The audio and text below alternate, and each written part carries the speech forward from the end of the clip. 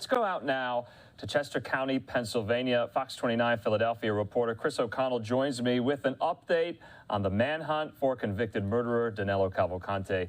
Chris, thanks for being with us. We had you on this very same time. Last night, I had asked you about whether or not officials had any idea how Cavalcante escaped. Well, now we know, don't we? We do know that, Andrew. Late today, we heard a press conference that from Chester County interim warden who runs this prison, giving us details on the escape of Danelo Cavalcante a week ago tomorrow morning.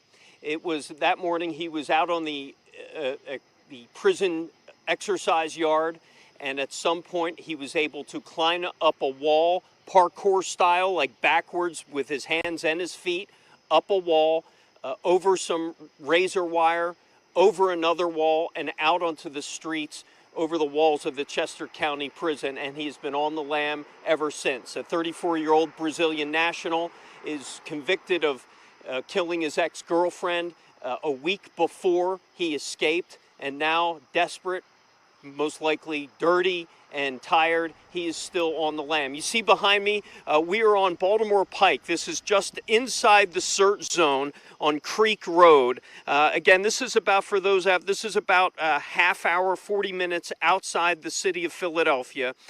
Many of the roads are closed in this area. The search zone, you see many state troopers patrolling residential areas, and throughout the night, law enforcement have been going to suspicious activity, reports of potential sightings to no avail. We were here just a little while ago, about 90 minutes, a report of something in the woods along the train tracks along the banks of the Brandywine Creek. Well, state troopers got out there with their flashlights, went deep into the woods. It ended much like all the other reports, no sign of Danelo Cavalcante. The last confirmed sighting was 24 hours ago, and that is when a resident saw him, a heavy police response forwarded, and then, once again, he eluded police. Now, the 7 days of searching here has really taken its toll not only on residents, but law enforcement here. We can tell you a police canine search dog suffered a heat-related injury. We believe it was heat stroke, and that canine is hospitalized in the mid-90-degree heat here in the Philadelphia area while searching. Residents here also noticing a couple tonight showing up at a command post to bring crews drinks to thank them for their help.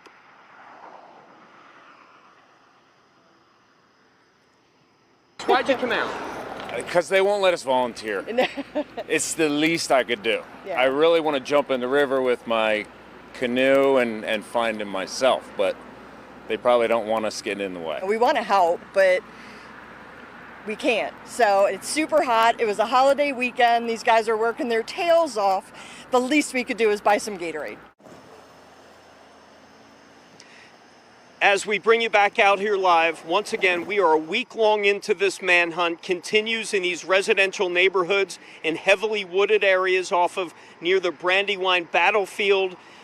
The search also, you can see they put up electronic lights and signs here to remind residents to be vigilant and report anything suspicious to them. A couple final notes, Andrew. We've learned tonight that Pennsylvania State Police put out dozens of trail cameras all around the perimeter, both on public and private properties, in hope to catch some sort of image of Cavalcante as he makes his movements. Usually they've been through the night. And we've also learned that they put out sources of food out there in hopes to lure him out into the open, in hopes of catching this convicted killer. Yeah, that's so interesting. You know, we spoke last night, and I couldn't get over the fact that there's just so many photos of him while he's on the run. You know, a lot of documentary evidence, to put it mildly. But I'm also kind of curious as well. We've had your shot up. We've been showing the viewers you in the car there, going from search location to search location. Do you get the sense from law enforcement officials that, you know, they're just following all these leads wherever they take them? Are they flying blind? Do they have some confidence that they are any closer to nabbing him?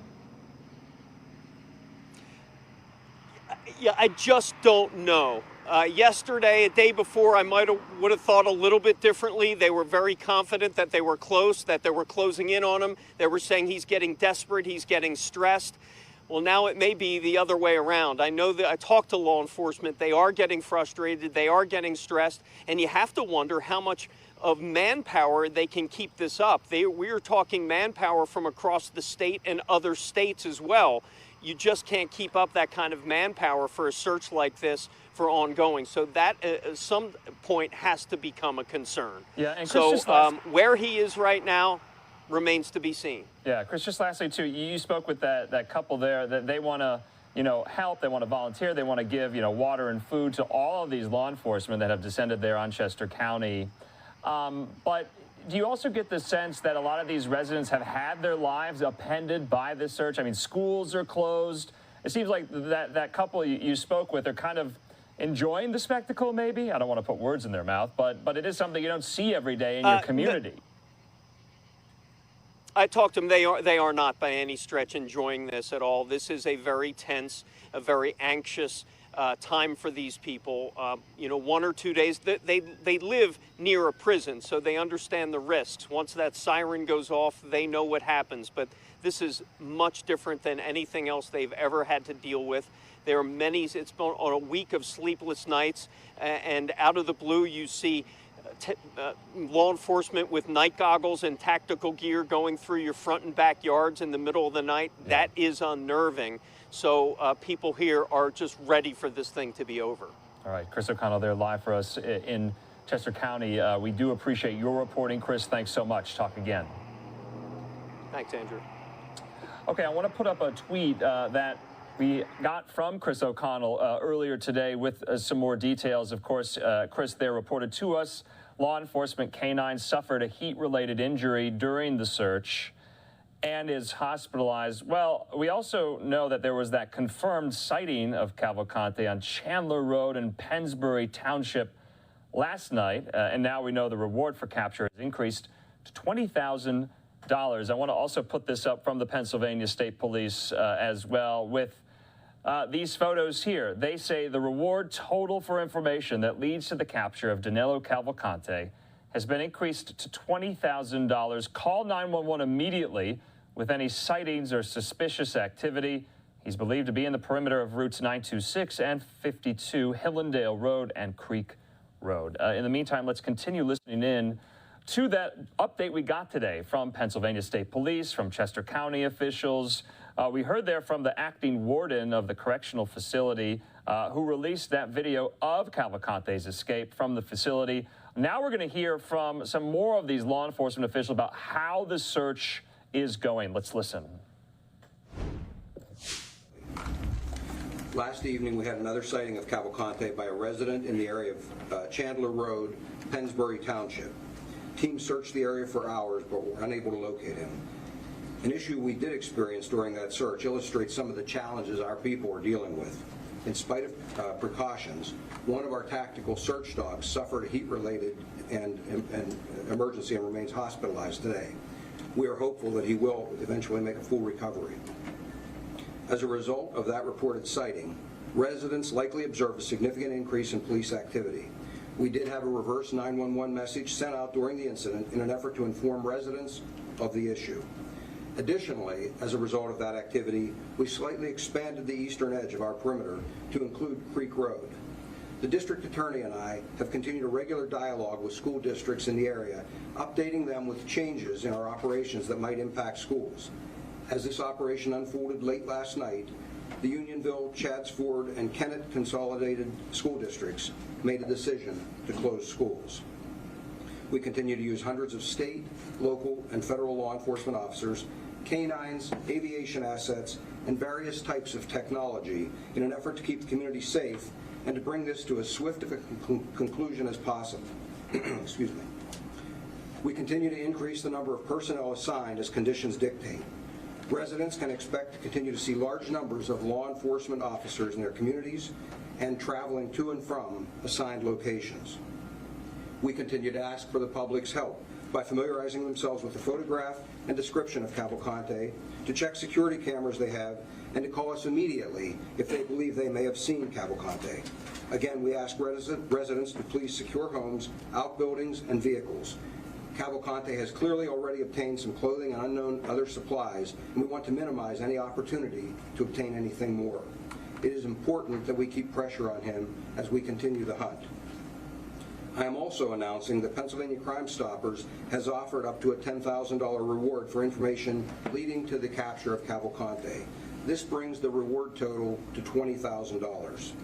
Anyone with information is asked to call our tip line at 717-562-2987, 717-562-2987.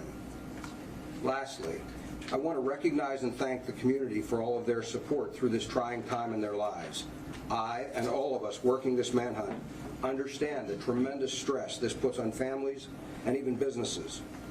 In spite of that stress, and unsolicited, we have had individuals, businesses,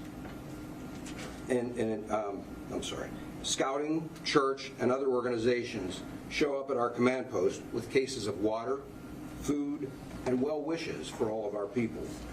They are very kind, and I can't thank them enough for their support. And now we will be happy to take any questions that you may have. Lieutenant Colonel, do you think he has more ability to hide from you than you thought he did when this thing started, since it's 7 days now? No, I don't think he has any more ability than we initially gave him credit for. I think that it's a very challenging area. I think we've had a number of these types of searches in the past. Some take hours, some take days, some take weeks, and some take months. We're committed to the search, and we will find him. We will bring him back and into the criminal justice Question system. for the DA or the acting warden. You guys have had access to this video. You saw this. Why did it take so long to alert the public of how he escaped? You said it's for the warden? DA or the acting warden? Well, I can address that. That matter was referred to the Attorney General's office immediately. We are engaged in a thorough investigation. As I've stated before, our main focus is bringing this man to custody. We were putting all of our efforts to try to locate him. There was a simultaneous investigation into the prison escape, and today was the day that we believed we needed to bring in the acting warden to address the public about how he escaped. But you knew ahead of time, but you still didn't want to release that information to the public. Is the Attorney General's investigation supplanting the Chester County District Detective's investigation? That's correct. He was an escape risk. This person was able to take the same escape route as someone just months previous, and really nothing was done to prevent that. Obviously, someone didn't do their job in instituting those measures. So as I said earlier, according to the document, we did have a consulting firm come out and identify how that individual escaped, and we thought we took appropriate measures to prevent that with the razor wire. Again, the one thing we didn't take into account was a failure on the human element side. We only focused on the physical infrastructure and not necessarily the human element. So was there no did the guard fail, or was there was he just nobody not doing in the his job? tower? Was there no one in the tower? Is that why you didn't get the call, or was he asleep? Someone was in the tower at the time. The person in the tower have seen him leave. The position of the towers are for observation posts, which overlook the yards. Lieutenant Colonel Bivens, I'm here, Lieutenant Colonel Bivens. Sir, does he have... Okay, so they were questioning, getting a little heated there with the acting warden in Chester County about how could yet another inmate escape the same facility the very same way. This is the second time this year this has happened. You heard that question there saying, you know, was there an officer in the tower to monitor all of this? The acting warden said, yes, there was. And so let's kind of walk back. Let's go back a little about how we got here, the timeline. Remember, we're going into day 8 since Cavalcante has been on the run. And so we're going to hear from Fox 29 in Philadelphia yet again. Steve Keeley there has a great timeline of that previous incident earlier this spring, that inmate escaping the very, very same way that we all have now seen Danelo Cavalcante kind of crab walk up the wall, get on the roof, and escape. Here's Steve Keeley's report. The weather and the pizza aren't the only hot things around here. So are some very angry neighbors after both seeing and hearing how this escape happened 6 days ago and then learning that a prior escape happened the same way. It's incredible. Chester County prison surveillance video showed how Danelo Cavalcante escaped. It was after 8:33 in the morning during inmate exercise time. At 8:51, while other inmates are seen around the corner from the door to the exercise yard, Cavalcante, at just 5 feet tall, was able to put his hands and feet against the two walls leading to that prison door and climb up onto the prison roof. From there, it was over to a prison yard that, for some still unsaid reason, was not being watched like it was supposed to by a guard in a prison tower, who did not see Cavalcante on the roof or jump down from it and then over prison fences with razor wire on top.